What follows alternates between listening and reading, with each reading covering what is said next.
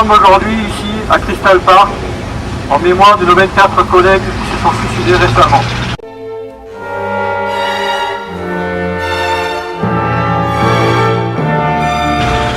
Nous sommes ici à Crystal Park, temple et laboratoire de la déshumanisation à France Télécom Orange, pour que les choses changent en profondeur dans l'entreprise.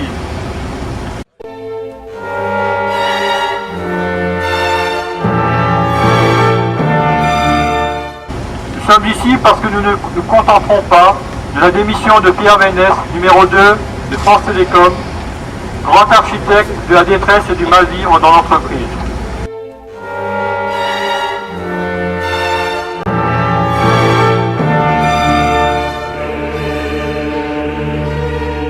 Nous sommes mobilisés pour peser sur les négociations en cours afin qu'elles apportent des réponses rapides et concrètes à nos besoins. Différents chantiers sont ouverts.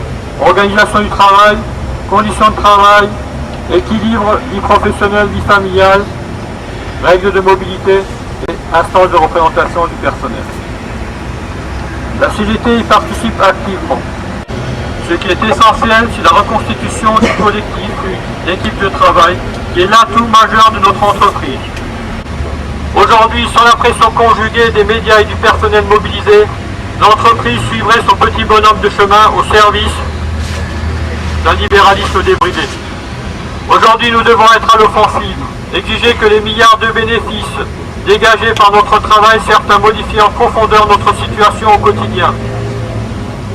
La porte du changement est ouverte, la porte du changement, nous l'avons ouverte.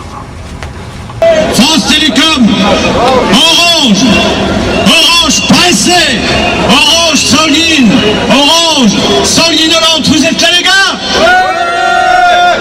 Je vais vous montrer ça, ce que j'ai là, c'est les codes d'alliance des collègues qui sont là, les codes d'alliance.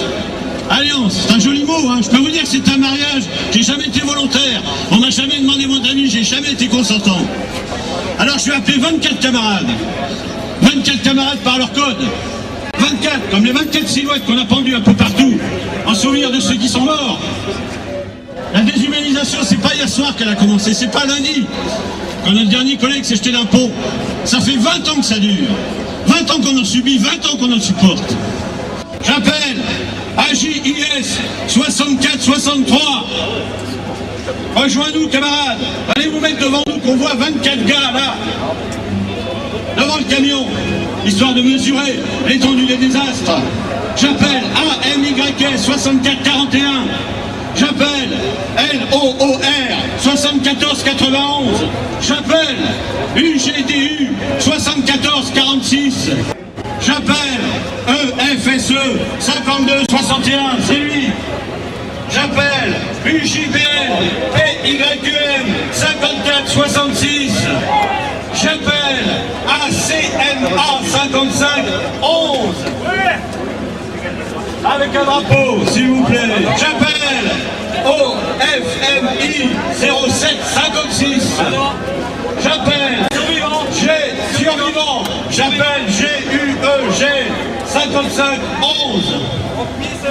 J'appelle Jim JIIM 50, ça a presque l'air d'être un nom. JIIM 56-52. Il est là. J'appelle LAHE 53-16. 24 fois une famille torturée par la langue silente question. Mais pourquoi? Comment il en est arrivé là? Comment il a pu en arriver là? Et 24 fois le déni, l'arrogance des cadres supérieurs, le cœur bouffé par la théologie du profit, depuis longtemps remplacé par un tiroir caisse, et qui n'ont jamais vu autre chose.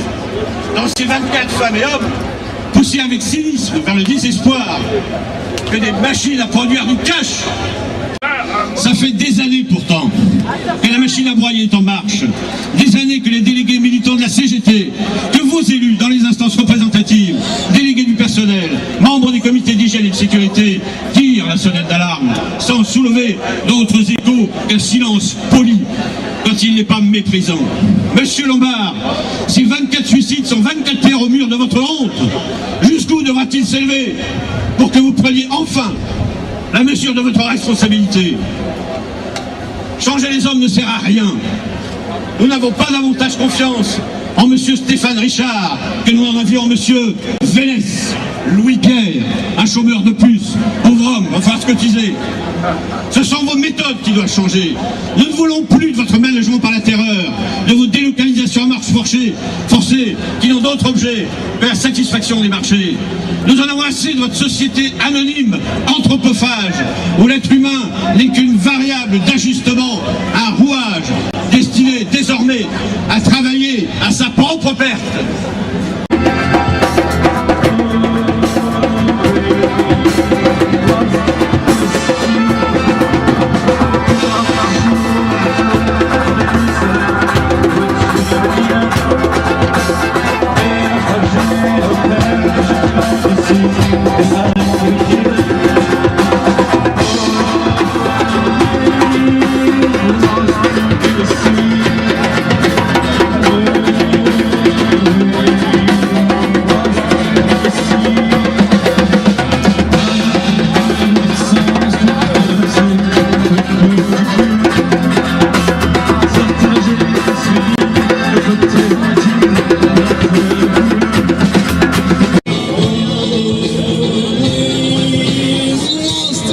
See